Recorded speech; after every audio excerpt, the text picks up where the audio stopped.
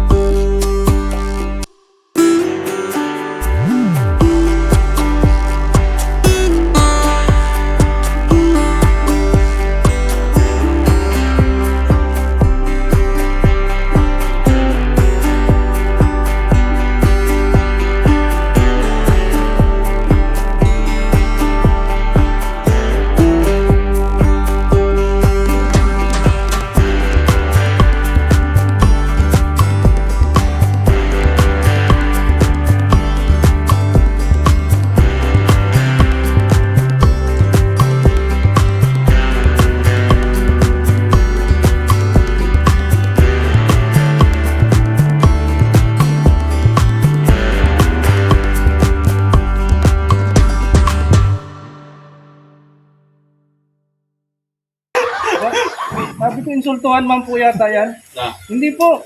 Nakatawag mo pati yung admin. Ha? Yung ano nila, the manager. Isulto yan ay. Hindi.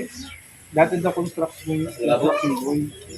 Mahirap na. Tinesting ko man yung malaki, mahirap nga talaga. Tsaka, mabigat. Sinukat niya sa akin.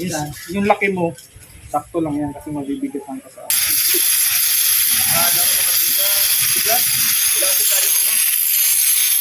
Idol, kaya kami dito napansin mo, nakapahinga kami ano. Kasi nagtatalo-talo kami kanina. Kung ilan ang break time, hindi namin alam ay. Hindi namin alam ay. Pag break time sa umaga, meron agad automatic. Ay, grabe oh. At least meron na kami malinaw na para sa amin. Ay, grabe. Baka manok. Kasi na lang natin. Kasi, pwede, ganda na sa bahay. Pwede.